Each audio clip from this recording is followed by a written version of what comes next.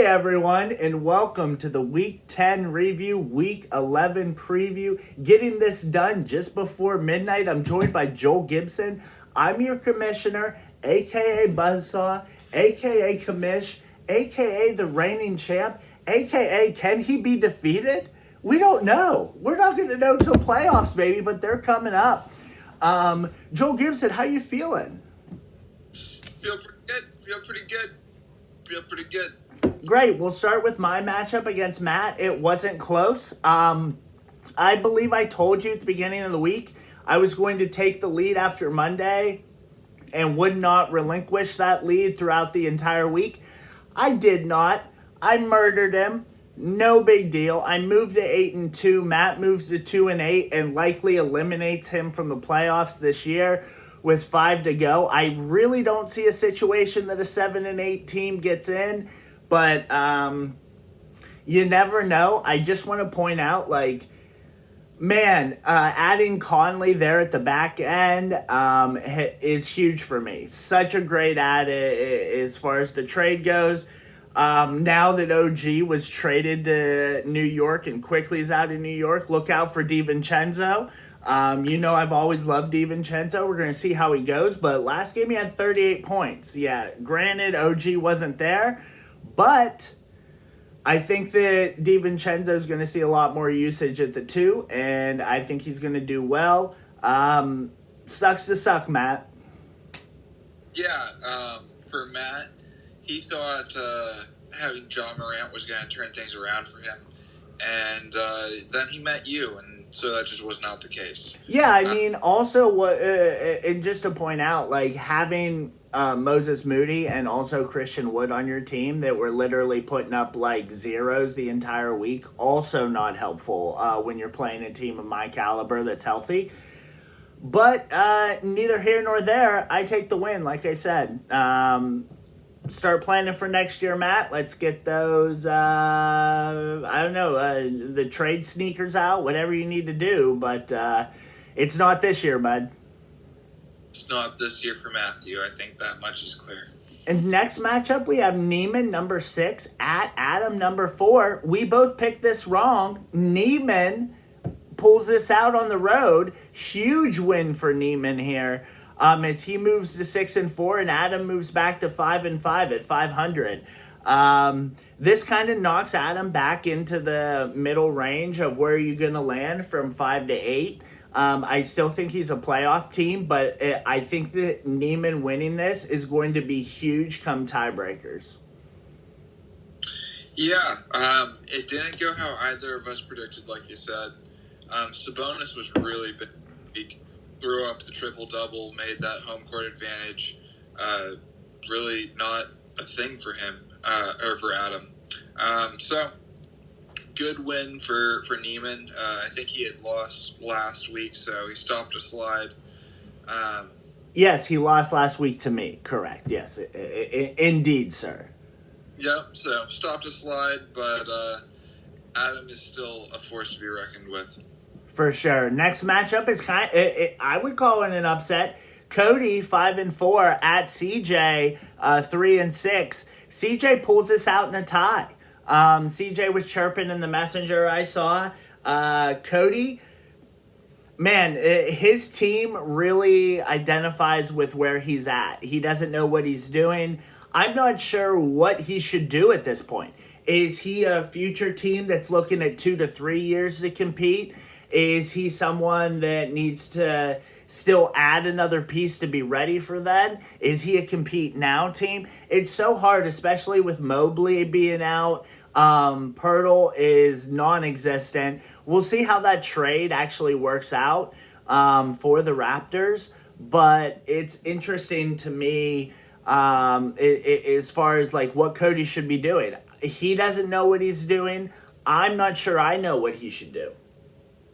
Yeah, I don't know either, but I do know that he's a rough out in the playoffs. There's a lot of talent on his team, so he could upset someone in the first round. For sure. And he has the assets if he wanted to go out and trade even in the off season to try to get higher on the picks for this year. Not a strong draft class coming out this year, so it's going to be really interesting to see.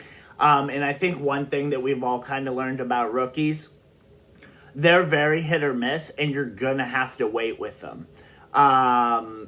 People like Black, even Kason Wallace, who I believe is going to be really good. I think he's on your roster right now, correct? It's just one of those things that you're going to have to wait with them. If you have them, you're going to have to put in a crafty rookie swap strategy or something to just try to get some stats out of that spot. So it's really tough, especially with the weak class coming up, to see what's going to happen. Next matchup, we have Joel at Jake. Joel takes care of business. Starting to get healthy here, Joel Gibson. He was 6-3. Jake was 3-6. Joel moves to 7-3. Jake to 3-7. And again, I think he's just on the outside looking in as far as the playoffs. Even if he wins his next 5 matchups, one of those including yours truly, he would finish at 5-7, or no, I apologize, 8-7, and I'm not 100% sure 8-7 gets it done even with tiebreakers. Yeah, I mean, we all know that Jake was kind of handed a shit show team, but that said, I got things done, or I got it done this week, even with I think 5 guys injured. Still, my guys played pretty well that were out there, so. I'm fortunate to have seen Jake when I did. Next week is when it gets real. Yeah, different story next week for sure. Next matchup is Doug, number 8, who was 4-5, at Steven, who was 5-4 at the number 5 spot. This is a tough loss for Steven. He stopped the skidding last week, but then comes out and loses again. He's back at 500, 5-5. It was great to see everybody this weekend. I loved hanging out with Steven. I really hope he watches this video so he hears how much I enjoyed it. Seeing him and Zach, seeing all you guys was really awesome. And I love hearing Steven talk about basketball. It's the greatest thing. I wish I could just have a daily dose of Steven talking about basketball, but tough loss for him here. He really needed this one. And now they're both at 5-5, and Doug's kind of looking for playoffs without Ball. Yeah, that's interesting because with Ball, he's much, much better. On a different note with Doug's team, he picked up Zach Collins after I dropped him for $6. And while he's been good when he played, he is injured, which makes me feel much better about having dropped him. But... Oh, wow. Like I was telling you, you were going to the whole way through the middle of the season. Is that nuts or what? It's wild how I can predict these things. Yeah, Collins is out 2 to 4 weeks. Joel, while we're on the topic, let's get right into it before we get to we'll get to the snooze fest first. Phil beat Kyle. Okay. Did anybody expect anything else? Phil moves to 8-2. Kyle moves to 2-8. Kyle's not making the playoffs. Now, do you have anything on that matchup? No, I mean, we all expected exactly that. Excellent. So at the beginning of this season, Joel, you and I talked about one Colin Sexton, and I said by January, and I said by the end of this year, you can even look at the video, everybody. We said he was going to be, you told me what the lowest I would take on an over-under, and I said I would take under 16. Joel Gibson, tell us what he averaged through January. 15.8. But we're going back to the camera footage and we're going to make sure that it was January is what we said. Yeah, because you believe it's February. I trust that you will look back and just like CJ this week in the Messenger about the rule change, you will also be proven wrong about what the commissioner says. Because let me tell you, Joel Gibson, the commissioner, a.k.a. Mr. Modest, what he says is lore, okay? This is like Lord of the Rings shit. We are going into lore, okay? When he says something's gonna happen, it's gonna happen. Collins nailed it. I have been on absolute fire the last couple years about who is and who isn't who they say they are. And I know you can vouch for it because we text every fucking day about it. So if there is one person that can verify how good I've been, it's you, sir. So, what you're saying is Colin Sexton's been pretty good lately. That is not what I've said at all. You've missed the whole point of this. You were wrong about Colin Sexton. Even if it was point two. Bummer he didn't put up a couple more layups. I could have been wrong. If it was 16.1, we're having a different conversation right now. But no, 15.8, Joel Gibson. 15.8, and that's because of all the injuries that he's been on fire lately. Otherwise, he'd have been down at 13, and you would have had no idea what you were talking about. They're going to realize he's the future. Excellent. All right, with that being said, we'll get right into Week 11. Week 11 starts off with number 10, Jake, 3-7, at number 2, Mr. Modest, 8-2, a healthy Mr. Modest. Except for the bottom, has a little red flags going on down there. Doesn't fucking matter, Joel Gibson. I'm taking care of business this week. I'm going to win 9-2. Let's go. I would love to pick an upset, but I'm not going to do that here. I'm going to pick you. Oh, that's a real bummer. Does it hurt? Does it hurt every week? You got to pick against me twice. I did lose both of those games. You are 100% correct. But let me tell you, it was because of the injuries. I don't give a shit what you say. Don't give a shit what you say. Next matchup is the matchup of the week. You don't get to say anything else on that. It's over. It's Joel, number 3, 7-3, at Phil, 8-2, the 1 seed. This is the biggest matchup of the season, bar none. It's over. No matchup is going to be bigger the next 5 weeks. This is it. Phil, if he wins here, he essentially clinches the 1 seed unless something catastrophic happens to him. Joel needs to win here to keep his 1 seed hopes alive. If he does win here, Modest becomes the number 1 seed, and they actually tie for 2-3 in head-to-head. Comes down to points, and Phil kills you in points. So you'll need a win here and also Phil to lose again to move to that 2 spot. I really, really, really want to pick me. I'm still a little bit dinged up. Markelle Fultz was officially questionable today, but he still didn't play. Kyrie is listed as questionable for tomorrow, but I'm concerned that he may not play or be on a minutes restriction. Sharp is injured. Simmons is out. And who's my other player that is out? Garland, yep. Mm-hmm. So it's tough. Luka is technically questionable. I did see that. I saw that as well. And he's also got Jabari is out, and there's one other player that's out for his team. But I am going to pick me. Wow, surprise, surprise.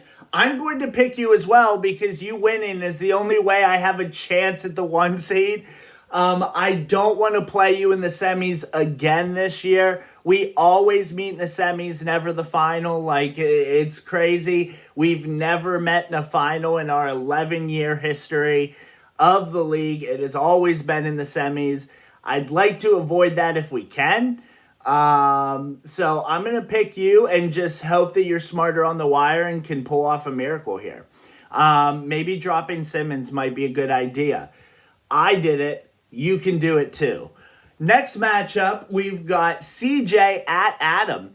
CJ number 9 at 4-6 and Adam 5-5. I have him at the 5 spot here. I have him as the best team out of the 5-5 record teams. Those other ones being Steven, Cody, and Doug in order. This one's really interesting because, like we've always said, like CJ on paper is better, but I think he got weaker losing Conley. Stewart going out now gives him a man down, especially with those two IR spots that you and I have talked about. So I'm gonna pick Adam at home here. CJ could maybe do some wire work, but I think that Adam's gonna take care of business here and recover. So CJ has Drummond, and Drummond for the next 2 weeks is going to be enormous, which could be a major factor in the matchup. Kawhi is listed as questionable for Monday. He's been missing some games here, finally. But what it really comes down to for CJ, who is a win now team, he's just housing a lot of guys that are not part of a win now strategy. Robinson, Williams. I don't think that Depot's time is now. If he were, I don't think Depot's time is ever again. For the record, like I get what you're saying, but it's also never again. But I think if those three guys were off his roster, he could cycle in a real way, where it would be a dogfight. But I don't think he's going to do that. Yeah, and I mean, on top of that, we got to consider CJ's down to $25 in free agent money. If he's adding now, even if he adds against these power teams to try to get this win, he's going to walk into the playoffs a sitting duck, and he's just going to get cycled out. So, like, even if he gets in as the 8, I have him at 9 right now. So if he's at 7 through 8, but he has no, or even if he's at 6 through 8, and he has no free agent money, you, me, Phil, who I anticipate would be the top 3, would just be able to cycle him out and there'd be nothing he can do. So it's an interesting, like, perspective. Do you try to do this, or do you try to wait and win against Jake and Kyle? You got to play me. You got to play Steven. You got to pick your spots here if you're CJ, especially with only the $25. Yeah, but the guys that aren't playing this year are not going to help him win this year. Absolutely. I'm taking Adam. I'm taking Adam as well. Sorry, Siege. Next one is number 8, Doug, 5-5 at Neiman, who is number 4 at 6-4. The only 6-4 team. So Neiman is the outright number 4 team. After trading Lillard away, I did not expect Neiman to be this good, but with Embiid and Sabonis, it is, I mean, from the center perspective, it is so easy. And Embiid changing his game to get those assists this year has been absolutely huge for Neiman.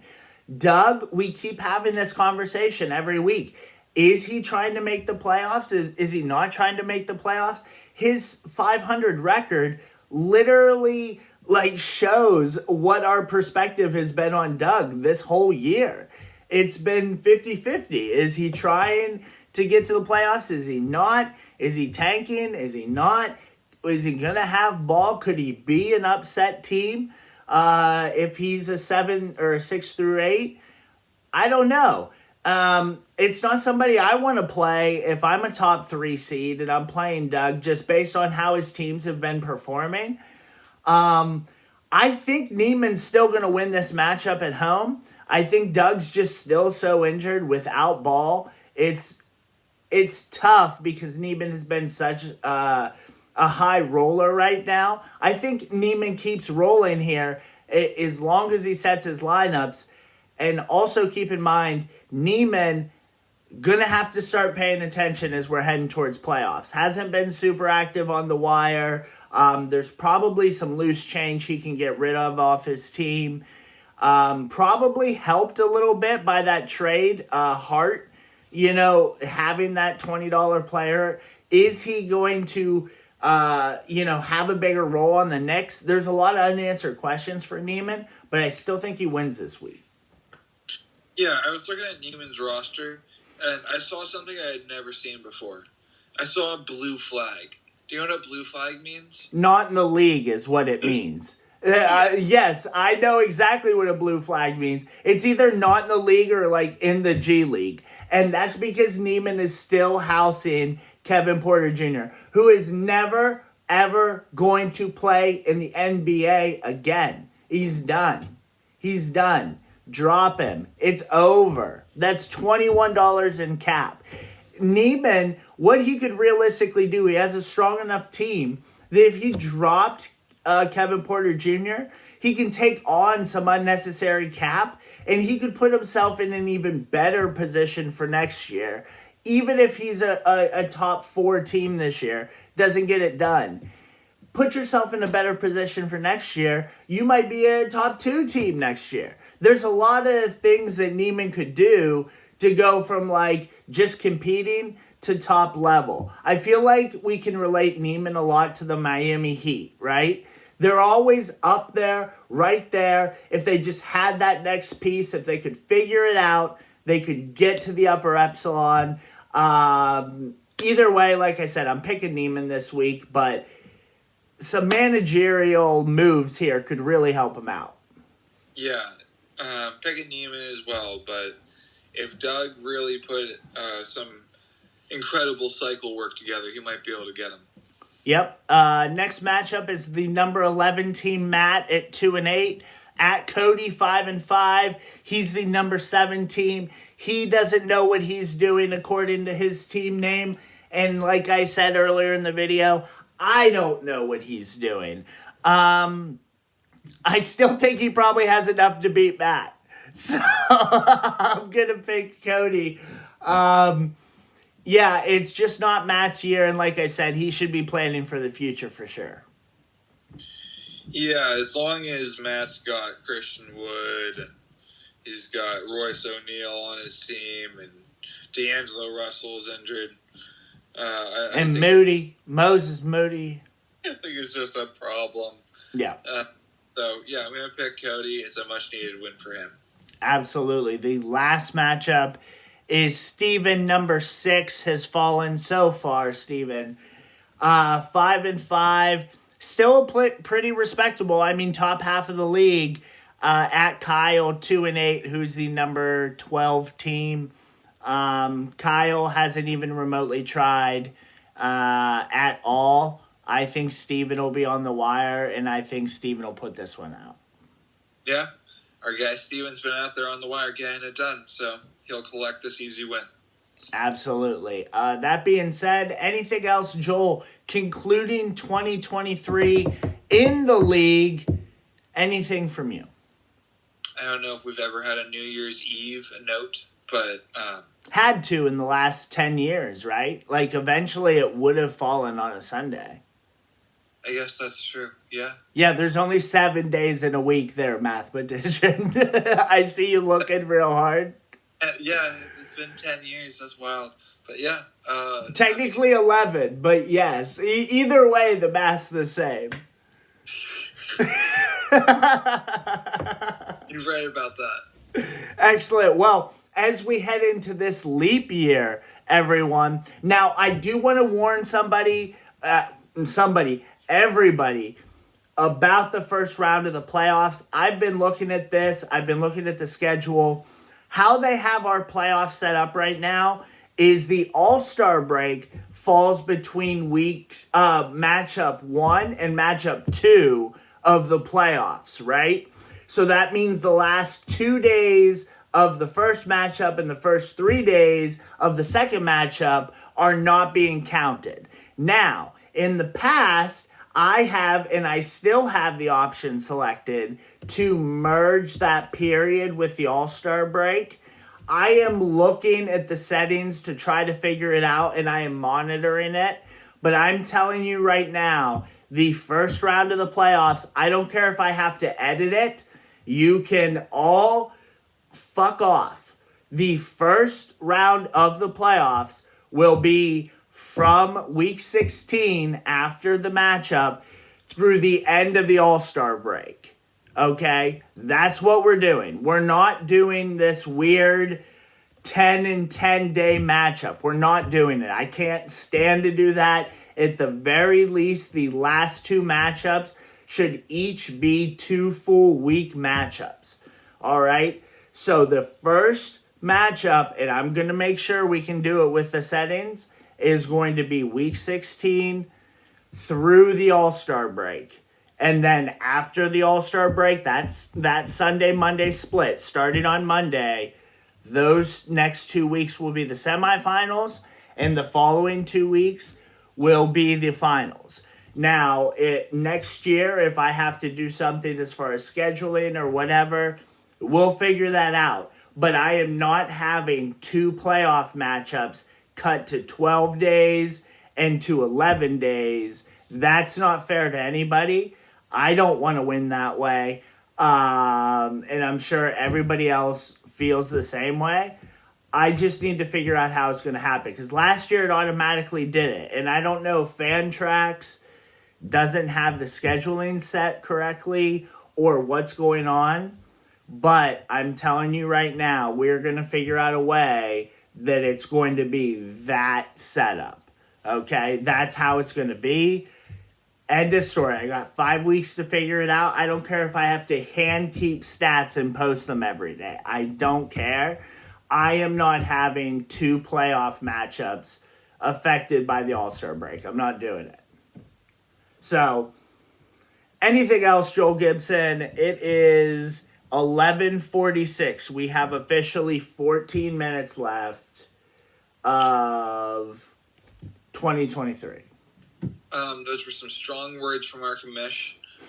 Back him entirely. We're going to make sure he gets out of here in time to go see his lady before, actual midnight. But he does have an exciting idea that he's going to drop in the chat about change orders and on the waiver where you can bid $1.01. That's not true. That's not true. That's not true. In 16 cents. If you stayed this long into this video, let me assure you that Joel Gibson will not influence me, that we're going to have penny additions. We're not doing it. We're not doing it. I can't believe he would even bring it up in this forum. This is how he's going to do it. He did it to me when we were at the game, 10 days ago or whatever it was. He's like, bro, what if you could do $1.01? Let me tell you, it's not going to happen, bro. It's not going to happen. With that, I will say Happy New Year to everybody. Joel Gibson, anything else? That's it. It's going to be exciting, guys. I can't wait until we implement it. Excellent. All right. We'll see you guys in 2024. See ya. Yeah.